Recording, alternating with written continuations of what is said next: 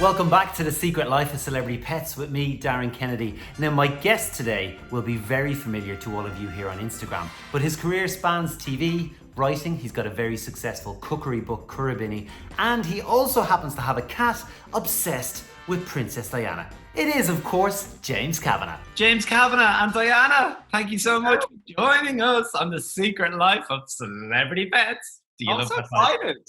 Oh my God, me too. And you're wearing a dog jumper. I am. I wore the dog jumper just for you, even It's though I'm a gorgeous. cat man. Catman. How are you getting on? I'm good. I'm going to see if I can. Oh, yeah. I grabbed her here. Oh, do you remember the Like- first time they met? So Harry and Diana actually met before. Oh, Look at them. We have videos of that somewhere. I must try and root that out. Do you remember you brought her over? She looks gorgeous. She hasn't changed a bit. we need to have another little meeting. They absolutely do. How's she getting on? Is she loving having you home the whole time? Yeah, I think so. As she bolts. She loves me. I swear. Yeah, I actually brought her to the vet yesterday. She was due with her worming tablets. Okay. So I gave her her worming tablets yesterday, but she's doing well. Actually, do you know what? She's actually a little bit overweight. Oh, that happens, house cats. Yeah, and especially because she's a cat that she can't she's not allowed to go outside either. Like we had a cat here before and he was able to go around the alleyways and get a bit of exercise, but because she's a Sphynx, like she can't be near other cats because her skin is too sensitive. But have I seen you out walking her in a leash? Yeah, so if I'm there, I can control where she's going and stuff. But if she went off, she'd be mauled by the rough alley cats of Phibsborough. And is she okay? Mm. Do you hear this little Oh, fella barking? She's Yeah. all good. I have her on a diet. So she has this thing called a slow feeder. Have you ever heard of them? No, but I saw it on your stories. Yeah, it's amazing. So she's on 40 grams of food a day. You put it in here, and it takes her ages to kind of paw the little bits out, and she has to use her mind, and it's good for her brain. And her food normally lasts about 5 minutes if I put it in a bowl. That lasts all day now. Brilliant. So it's like a good way of keeping a cat entertained. I think that's really important as well for any animal who can't get outdoors. Like, Exactly. you You know- need to keep your mind going. And I did feel sorry for her, like, I'm like, oh, she's just going a bit stir crazy in here. But since I got the feeder now, you can see her like going around it and trying to see which way to get the food. And so it's kind of nice to see. she's loving life. It's given her a new lease of life. This is it. Can you tell us she is a really like rare breed? You don't see many Sphynx around. Why did you choose a Sphynx in particular? So I actually, do you remember that episode of Friends when Rachel got a Sphynx cat? Of course. I should have known, James. I should have known. I remember watching that episode and I was like, what is that? And I just fell in love with it. But it was ironic because the cat in the storyline was to make you hate the cat and think it was disgusting. Because it was like hissing at Rachel's friends, and Gunther ended up buying it off her, of course. But I fell in love with it then. And it's funny because I went to Wales to get Diana, and I always wanted to call my cat Diana after Princess Diana, and the only place I could get a Sphynx cat was Wales. So I was like, she's the Princess of Wales. I think it's meant to be. Yeah. So I went over and I was talking to the woman I bought the cat off, and she was saying that that episode of Friends like did the worst PR job for Sphynxes. Like there was like a opposite of a surge, a downfall in like Sphynx interest, and people didn't want Sphynxes anymore after that one episode of Friends. But And was there no breeders in Ireland? No, none in Ireland. So the closest was Wales. I ended up getting the train to Rosslare, I think it was. Went down to Rosslare and then got the ferry across to Wales. One very hungover morning. It was the worst trip of my entire life. Seasick on the boat, and then I was handed Diana at the port, and I was like, "Do I actually want this?" It was like you know in Harry Potter when Voldemort is like the little child, the little like emaciated thing. It's like a cross between Gollum and like Voldemort. It was like, what have I done? I've, taken this demon from hell, but she's the best thing ever. Like my first ever pet, and I love her. Did you not have pets growing up? No, actually, we had a dog when I was born. There was a dog called Jenny, my brother's dog, who he has never forgiven me about this, but I used to go follow Jenny around and kind of like annoy her in the garden, and I was only a baby, and my granny was really worried that like it would attack me, and like there was kind of stories in the news at the time of like, you know, babies irritating pets, and then the pet would go for them. So my granny kind of made my mum get rid of the dog. I mean, you have to be careful. Yeah, exactly. But my brother has never let me live that down. I got rid of his dog Jenny, but she went to a nice farm and whatever. But I didn't have pets growing up. That was the final thing. I had goldfish, which aren't any crack. I had sea monkeys, but never like a pet thing. Sea monkeys? Sea monkeys, yeah. Did you ever have sea monkeys? No, what are sea monkeys? They're like, you used to get them in the Argos catalogue. There's like, they come in like a little tank like that, and a sachet, and you put the sachet in the bottom, fill it with water, and then all these like tadpole things like come alive. Okay, but it's not like an actual animal, a living thing. No, I've never heard of a sea, because I used to have aquariums growing up. I loved but I had tropical fish and turtles, and terrapins. Yeah. I was God, you fancy bitch. Listen, my first job was when I was 13. I never stopped working, and every week, so I get paid every Thursday. And I'd go straight to the pet shop in Omni Park, and I'd spend pretty much my entire wages. Come here, I love that you headed off, hungover as you were, on the ferry to Wales to get what would be Diana, and you'd already chosen the name, which I think is quite interesting, because I had already pre-chosen the name Harry. Did you? Connection between Harry and Diana on many levels. Many. And it's funny, because and I don't know what that's about, because recently I've been thinking, if and when I get another dog, now it could be 10 years in the future, it's going to be a girl, and she's going to be called Frankie. Oh, nice. So it's like, it's already done deal. Come here, what is it with you?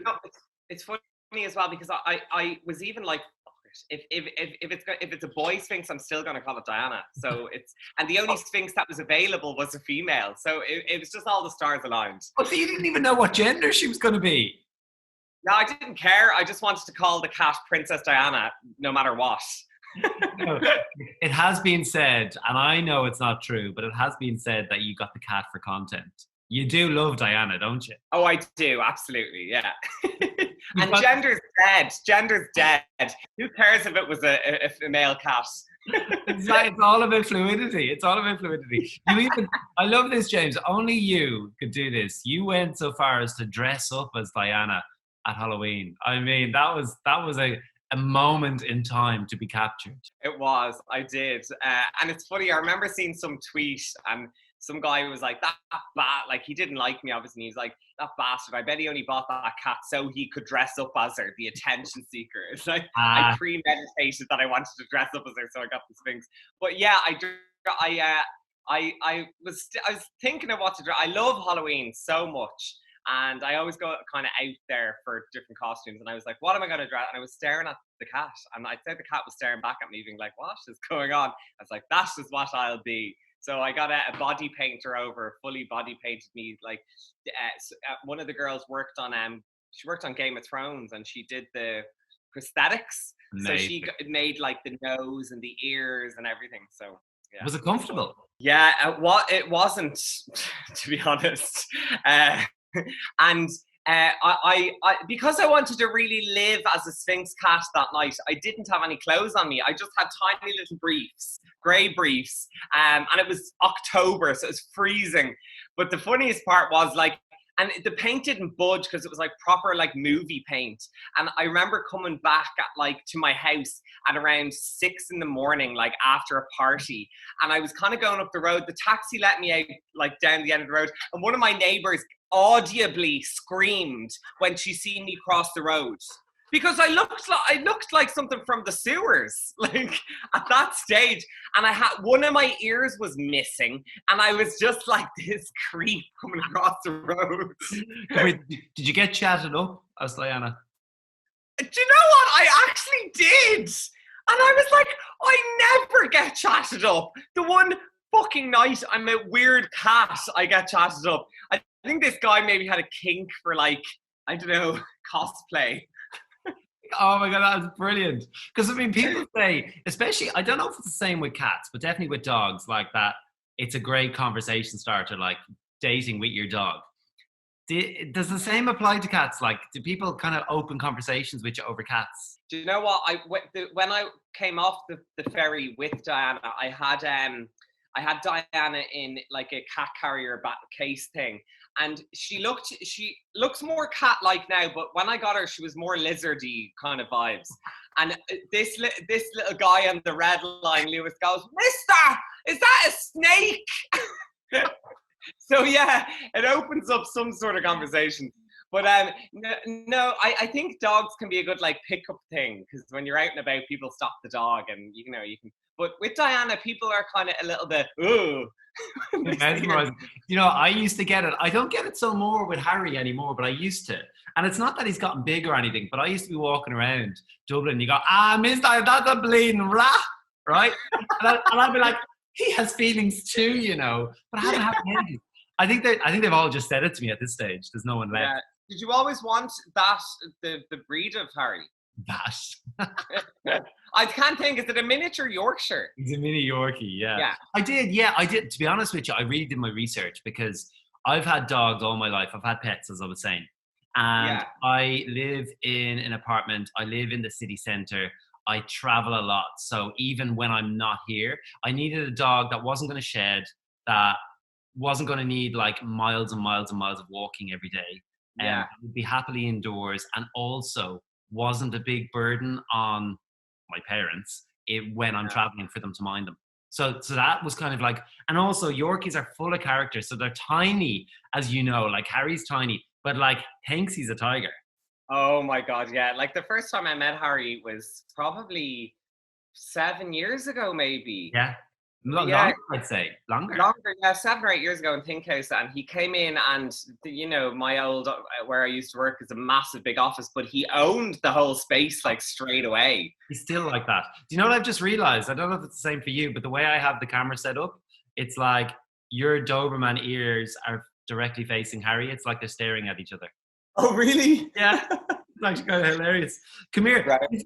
This is quite funny, right? When I was just kind of doing a little Google about yourself and Diana before we chat, one of the suggested things that people also search was, how much is James Kavanagh worth, right?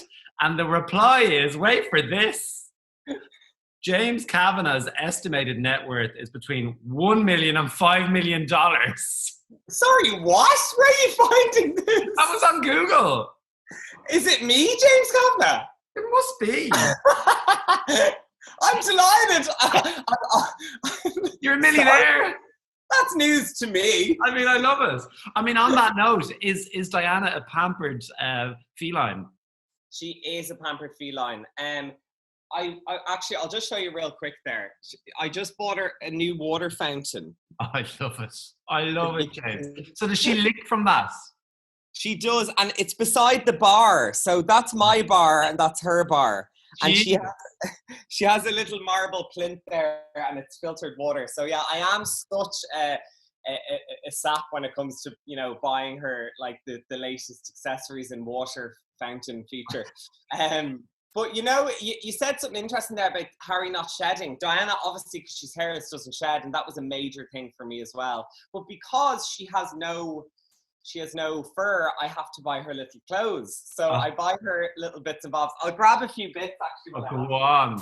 You do realize you've set a precedent now with the moving water, because I did that with Harry, and for a while he wouldn't drink his water unless I was physically pouring it out of a glass into his bowl.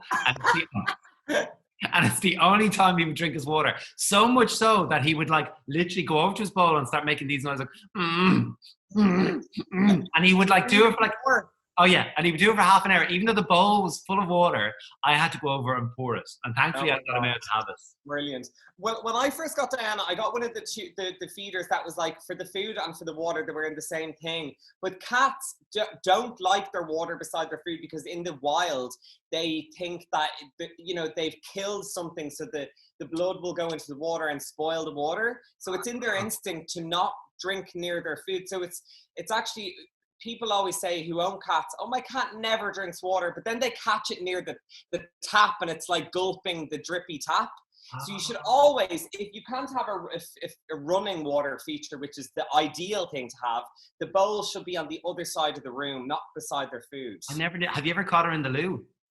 Drinking No, out? I haven't. No, but she before I moved the water or got the moving water feature, she'd always be drinking out of glasses, out of like she'd be hovering near the tap to get the drips, and I was like, why is she doing this? And someone told me that's, and I researched it, and that's why, because they don't like it in the wild. Oh my God. Right, show me some of her fashion. Oh, I love it. Sorry, like, let's just describe that. So this is a pink petticoat with I'm going to say shearling trimmed collar and cuffs. That's correct. I call it her Jackie O coat. I love it. Something Jackie O would wear. So that's her little coat. I put that on her in the winter when we're going outside. And does she mind it? Or does she appreciate it? No, I think she appreciates it, because otherwise she'd be kind of freezing. This is her little, her Peg Sayers number, I think. Kind of, you do your fashion talk of what it is.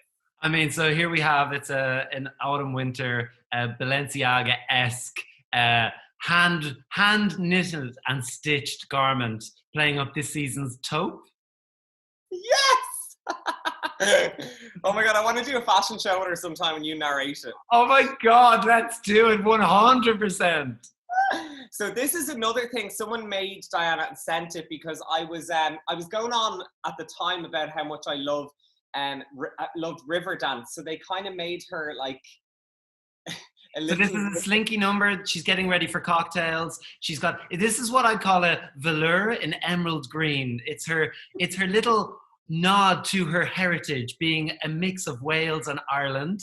And it's almost like, is that a fur collar or a feather collar? Fur. Oh, it's fur. So this is the mouse that does she ever catch mice, by the way? Her Cruella de Vil coat. No, she doesn't. There hasn't been do you know what she's mad for? Flies. Like she'd be there and you'd see her fly up in the air, like just going after a fly. Harry chases flies as well. Oh, does he? Because it's the right size for our tiny little pets. Yeah.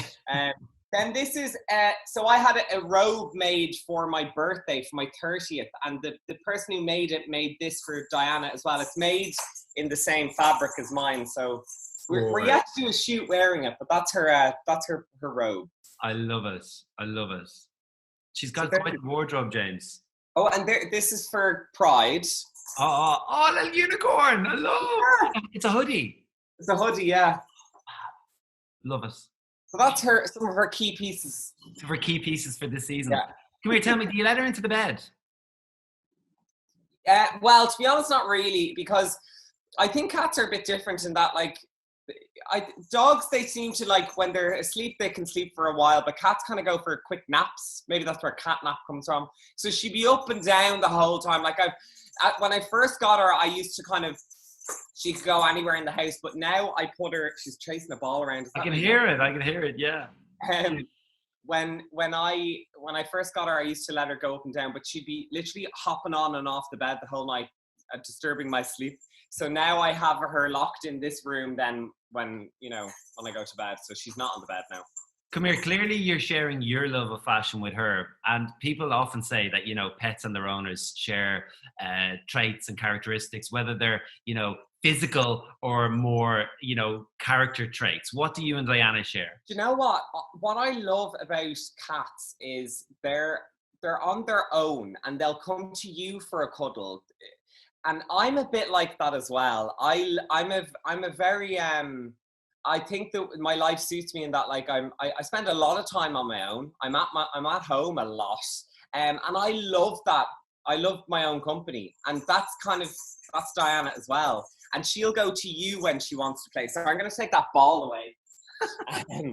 So she'll go to you when she wants affection, or she'll go to you when she wants cuddle. And I'm like that with William. Like, he'll come over to me and want to, like, cuddle and stuff. I'm a bit like. So we definitely share that trait of we'll go to you when we want affection. Obviously we've never, as a race, spent so much time in our houses than we have now in isolation. You're very lucky, and a lot of people are saying that they wish they had a dog or a cat that they could foster. How have you found this time spending probably more than ever with Diana, and how has she kind of, I guess, helped keep you grounded and keep your head sane? You know, it's kind of nice to be responsible for another living thing in a weird way. So, you know, having to look after her, and because I'm at home more now, I'm around her more, and she wants more affection than I normally would be used to, because I'd kind of not rarely see her, but I wouldn't see her as much. But now I'm seeing her all the time, and when you get up in the morning and she's like, you know, I can hear her meowing through the door. It's kind of, you know, it's nice to go in and feed her and have a little cuddle with her. So I think having a pet, especially during these times, is really nice, and it's rewarding, I think, as well. I mean, you clearly love her, James. Do you think she loves you back? And how do you know? Yeah, I do. And you know, people often say with cats, they don't give love back or whatever, but like she does. And like when I come in and they say especially with Sphynx cats, because Sphynx cats have no fur, so they love humans' warmth. So even on a very basic level, they love being near us because we're warm. So when I come in the, you know, in the evenings or whatever, she runs to the door like a dog would, which is unusual for a cat.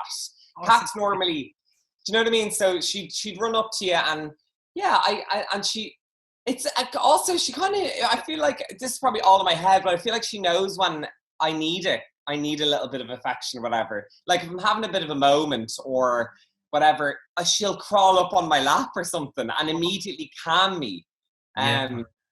So that's so cute. I mean, one of the questions that I ask all my interviewees on this show is, you know, as a race, what one thing could humanity learn from Diana? Oh my God. What one thing?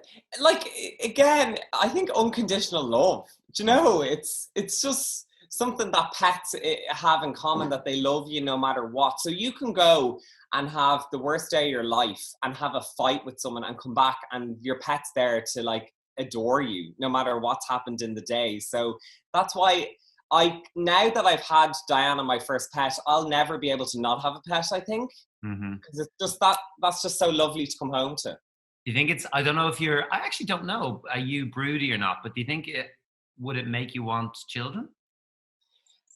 No, it hasn't made me want children, but it's definitely gotten me used to having a pet and having someone else to think about. Yeah. So maybe that will lead to, oh, would I like a baby next? But I now, like, I can't imagine, like, I'll be devastated if Diana ever has to go, or, you know, it's not worth thinking about, kind of thing. And which is so weird for me. I'm not before Diana, I was never a broody person, never like had a lot of love for like pets or a want for pets. But now I'm just like, I can't imagine not having a pet.